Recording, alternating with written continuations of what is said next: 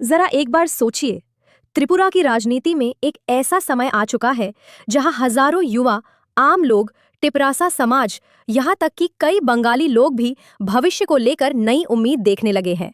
और इस चर्चा के केंद्र में है बुबागरा प्रद्योत बिक्रम माणिक्य देबबर्मा, एक ऐसे नेता जिन्होंने हमेशा अपनी जाति की पहचान, संस्कृति, भाषा और आम लोगों के अधिकारों की बात की है।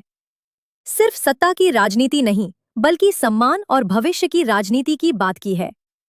आज के इस वीडियो में हम बात करेंगे, अगर 2028 में बुबागरा त्रिपुरा के मुख्यमंत्री बनते हैं तो राज्य कहां तक पहुंच सकता है, और अगर वह खुद मुख्यमंत्री न बनकर तिपरासा समाज के किसी नए चेहरे को आगे लाते हैं तो उसका असर कैसा हो सकता है। आज भी त्रिपुरा के बहुत सारे युवा नौकरी के लिए राज्य से बाहर जाने को मजबूर हैं। कई गांवों में अभी भी अच्छी स्वास्थ्य सुविधाएं नहीं पहुंच पाई हैं। शिक्षा, उद्योग, व्यापार और पर्यटन में अपार संभावनाएं होने के बावजूद त्रिपुरा अभी तक देश के बड़े राज्यों की तरह आगे नहीं बढ़ पाया है। इसी बीच बुबागरा ने बार बार कहा है कि त्रिपुरा को ऐसा राज्य बनाना होगा जहां पहाड़ और मैदान दोनों साथ मिलकर आगे बढ़ें।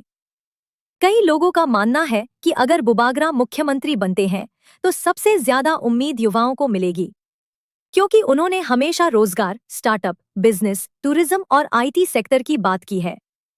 सोचिए, अगर अगरतला से लेकर धलाई, खोवाई, गोमती और नॉर्थ त्रिपुरा तक नए उद्योग और कंपनियां आएं तो हजारों परिवारों की जिंदगी बदल सकती है। एक मजबूत राज्य बनाने के लिए मजबूत शिक्षा व्यवस्था बहुत जरूरी है।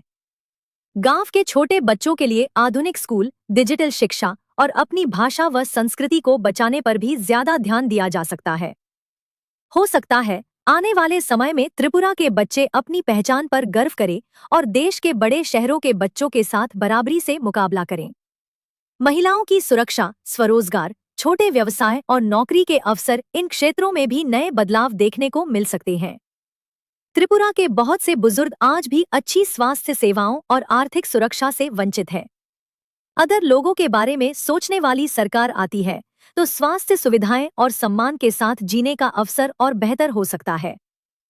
कई सालों से तिपरासा समाज के बहुत से लोग महसूस करते आए हैं कि उनकी भाषा, संस्कृति, जमीन और पहचान को पर्याप्त महत्व नहीं मिला।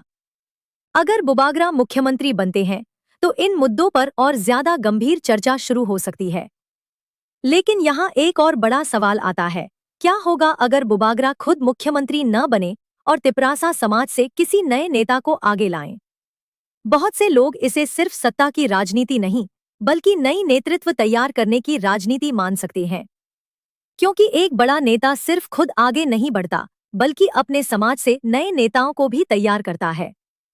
अगर तिपरासा समाज का कोई सामान्य युवा त्रिपुरा का मुख्यमंत्री बनता है तो पहाड़ों में रहने वाले हजारों परिवारों को लगेगा, आज हमारे समाज से भी कोई राज्य चला रहा है।